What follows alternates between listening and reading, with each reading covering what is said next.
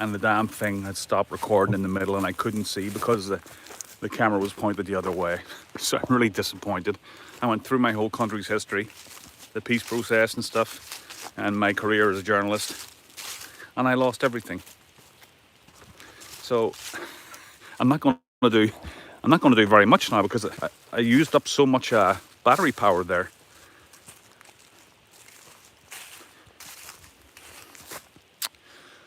I'm kind of pissed about that. I was so eloquent too. I'm like, wow, I can't believe I'm so smart. That kind of way. No, but I was on a roll, and I was on a roll for like 10 or 15 minutes.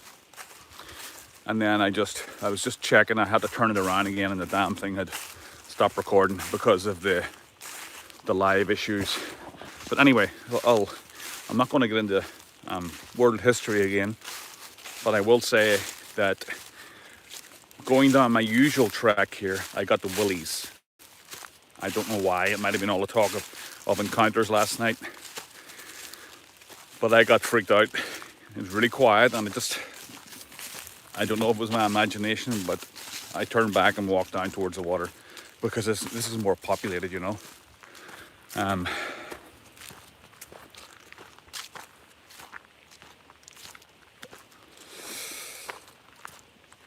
Yeah, I'm mad about that now. Maybe someday I'll give you a history lesson. It was all about the peace process in Northern Ireland. I think it was '94, and how it was the only time I've ever voted in my life for anything. And it was overwhelmingly, it was like 70-30 for the peace process, and there was a lot of stipulations with the peace process. So the first thing was that all the terrorist groups had to lay down their arms. Next thing was that people that were in prison for terrorism would be immediately released on the condition that if they so much as sneezed, they'd be back in prison, no questions asked. So, and it worked out, it did. There was other things that a lot of people weren't comfortable with, you know. I don't blame them, but it was the only way forward, you know.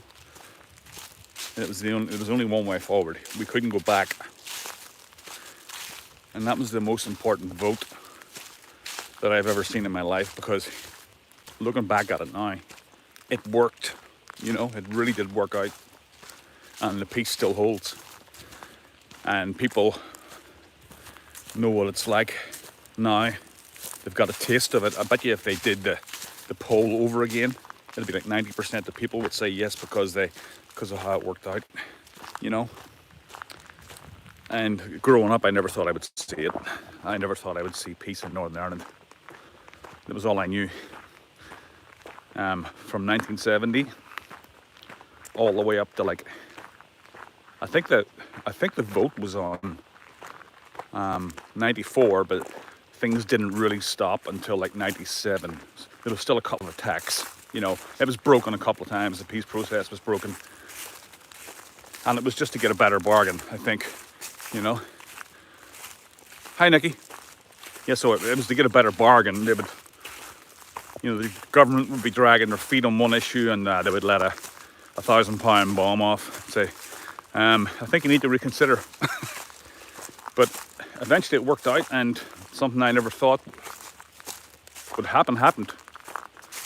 And people laid down their arms.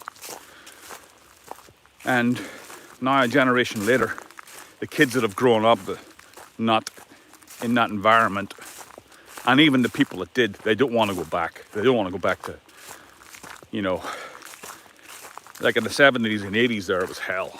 It was tough. You know, every day there was a few attacks, you know.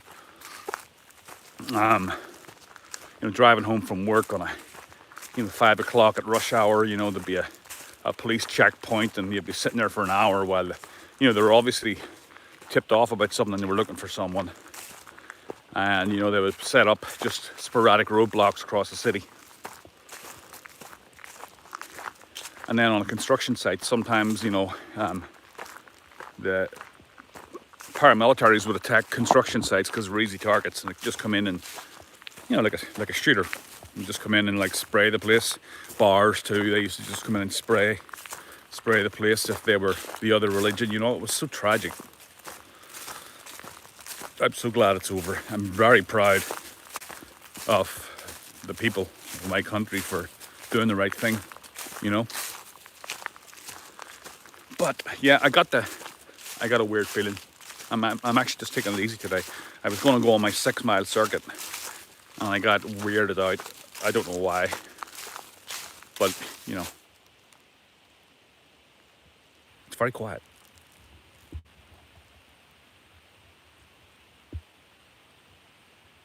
Do you hear that?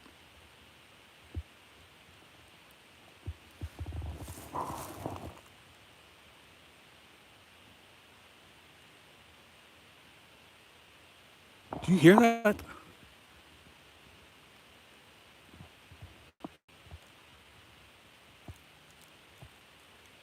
That could be a bear. That could be a bear cub.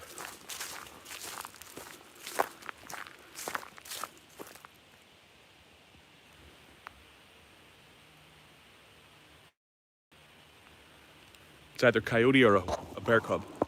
Over there. Hear it? Yeah, I'm not hanging around to find out. That could be a bear cub or coyotes. I am not sitting here waiting in case it comes charging out of the bushes. It sounds like a kid crying for its mother.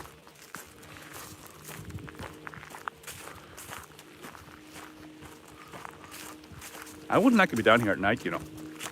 I would not like to be down here at night. I don't even think you can park at the gates that lead you into these different trails. I don't even think you can park there after dark. I don't know why that rule, why they have that rule.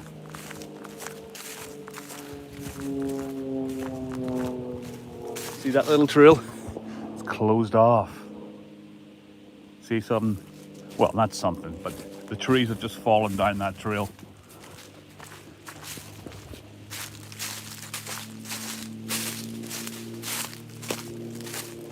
You think they just fell there?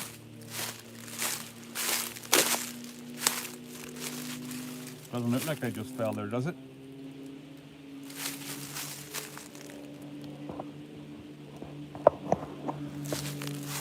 It's kind of weird.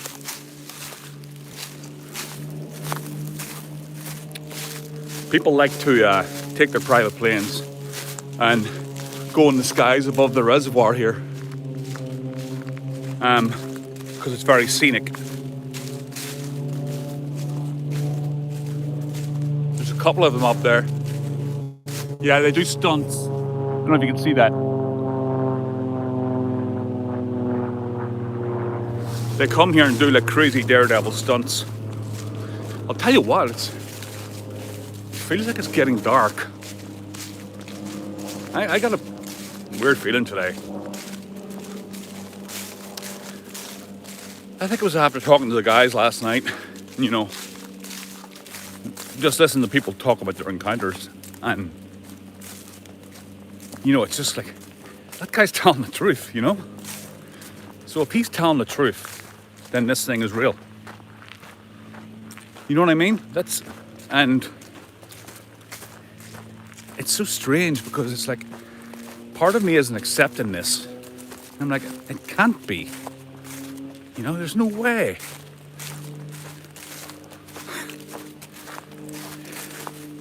I mean, it's so crazy when you think about it.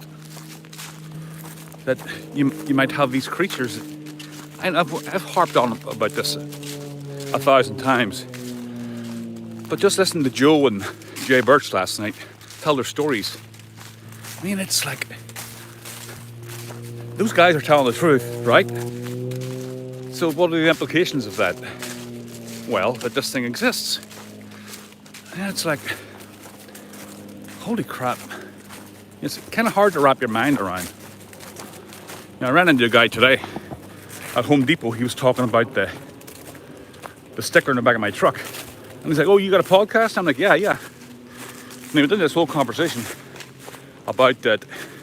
I think he got things mixed up, but he said that Mount St. Helens, the military went in and killed a family of Bigfoot, and it showed you on camera they were taking 10-foot long body bags out of there. I didn't correct them, but that's the story of the fire in Mount Washington, or was it the eruption or something? I can't remember, but that's what he's talking about.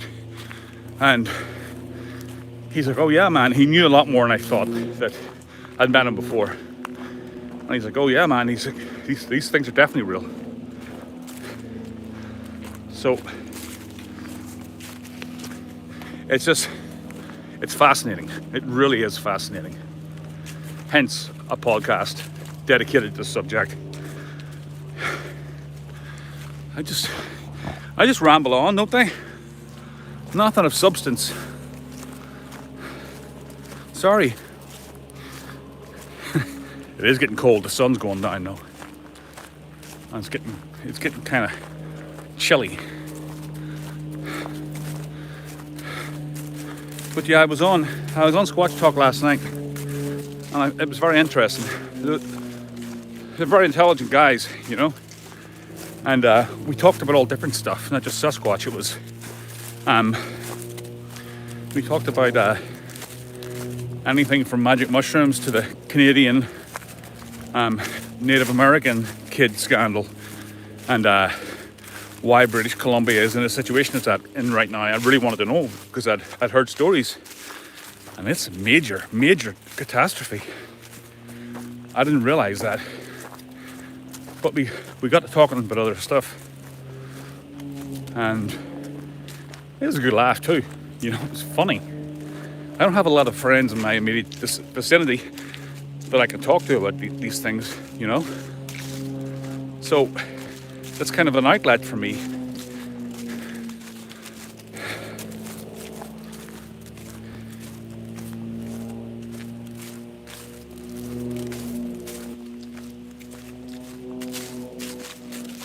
Oh yeah, I know where I am. It was funny because I went and scanned the area earlier that I found out what this thing ran into. And it's kind of a game trail. And it's about 100 feet long, and I got lost. Just for a second, but imagine going into the woods, like, into the deep woods and getting lost. That would be terrifying.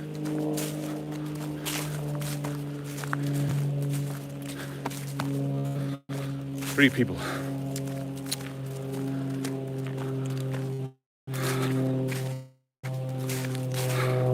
I love this scene here. Look at that. It's like something you would see in the deep south or something, isn't it? That's kind of what it reminds me of. Not that I've ever been there.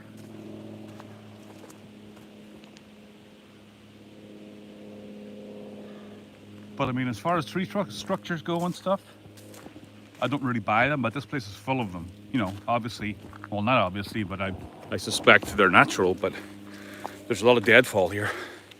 And this time of year, you can really see the devastation that's been, you know, that was caused at one time or another.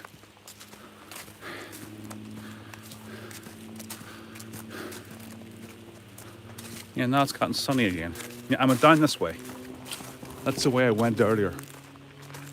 And I got to the bottom of the hill. You see it? Yeah, see that trail there?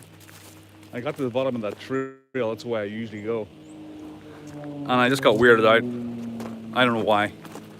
Probably my imagination after hearing the stories from last night. And this is Ambush Alley. I call this Ambush Alley. Look, check it out. If you're going to get ambushed down here, it'd be right here, wouldn't it? Big arm just come out of the pine trees there and just drag you in. I shouldn't joke about that stuff. That would be frightening. You know, I'm actually kind of pissed because there was a little tree stump here that had like a dream catcher on it. It was like a homemade dream catcher. See if I go past it here. I think I do. And someone just trashed it. I came down here one day and it was kind of like sitting on top of the stump, supported by like a rock pile that were strategically placed.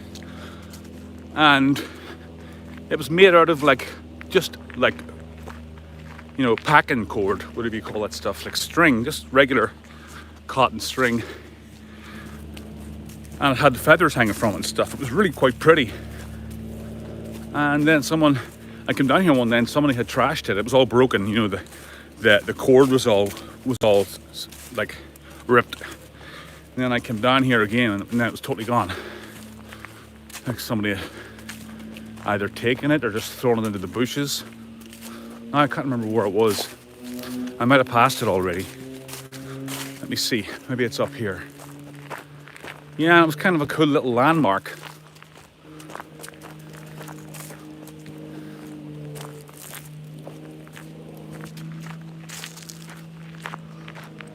Let me see, might be up on the left here. If it's not right here, then I passed it. These people are crazy in their planes.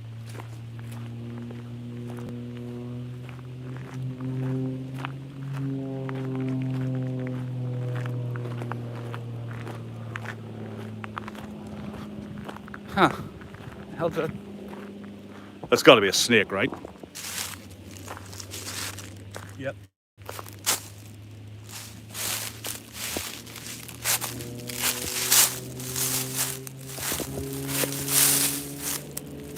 That's got to be a snake.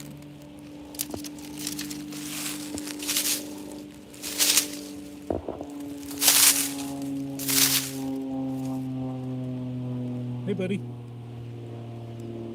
Yeah, he's way under those leaves. I don't want to freak him out. You wouldn't do that where Dave lives. The friggin' hand taken off you. One of them actually attacked me one day. It was like this time of year last year. And it was just a garter snake and I got too close to it and started to like strike at me. The kids were in stitches. Like I jumped back and everything. So dramatic. It was only a little garter snake, but she was kind of mad. She was, I'll give her credit for her size. She was defending her territory. I think at this time of year they get really slow because of the cold. So let me see, what have they got on there? 2 people, wow. Yeah, I'm kind of disappointed I can't find that rock or that stump. I thought it was right over here.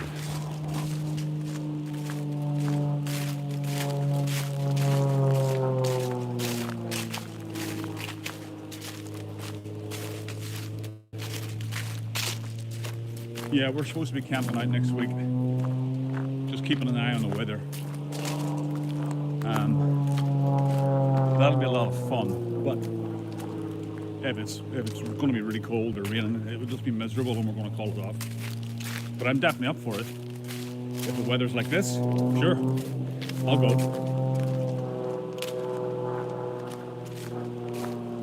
Yeah, the woods at this time of year is so bleak, isn't it? I think that's when Blair Witch was filmed at this time of year down in Maryland. I think it was this time of year. It's so bleak looking and you can see so far into the woods. You ever watch The Evil Dead? That was my wife visited that cabin that they used in the movie. It was in Tennessee. I think it was actually Tennessee. She lived there for a while and they used to go up there. So it kind of looks like this, but it's kind of creepy, you know? Yeah, like I said, there's all sorts of tree structures here. Like, wherever you look, you want to see a structure.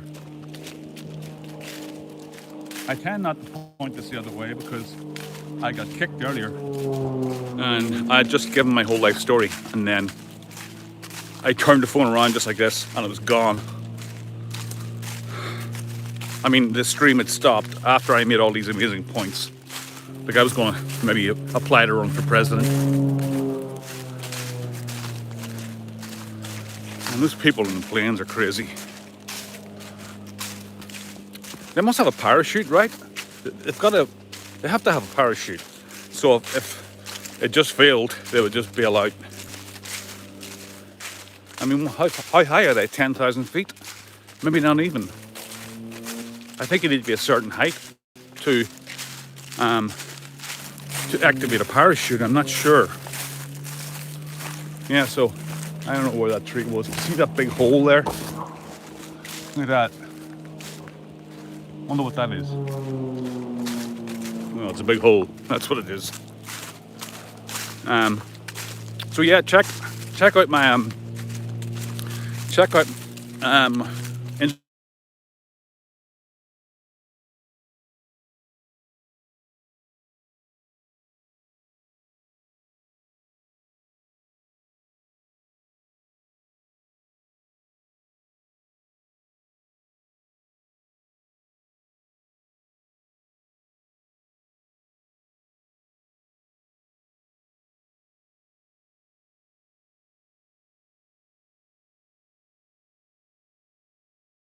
Thank you.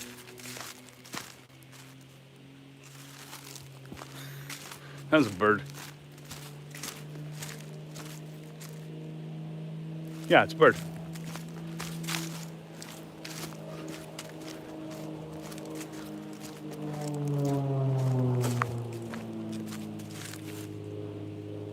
I am so sketched out today.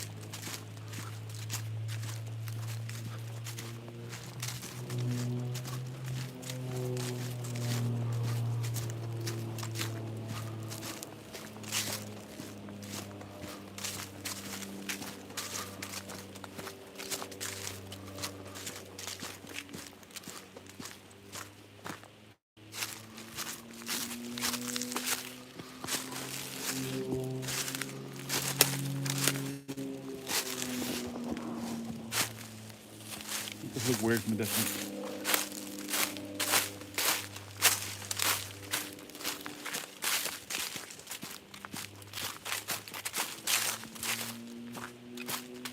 I just want to keep this rolling for a minute, guys and gals.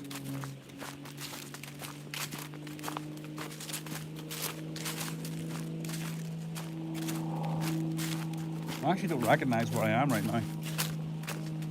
I mean, there's water. It doesn't look like the trail. I think it is though. I think it just looks different because all of the leaves are gone.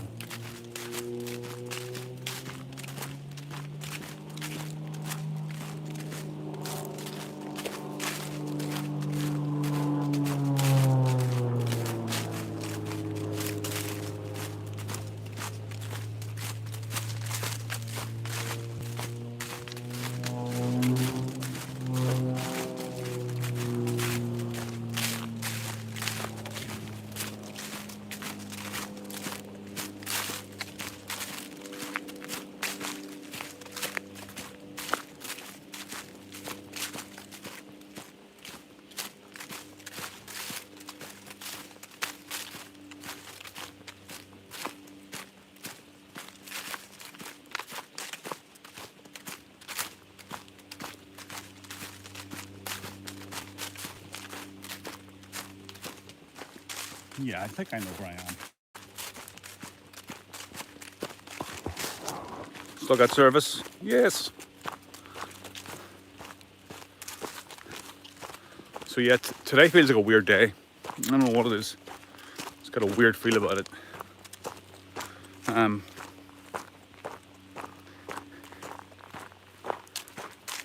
If I see the bridge, then I know where I am. I can hear running water. I think that's a bridge down here.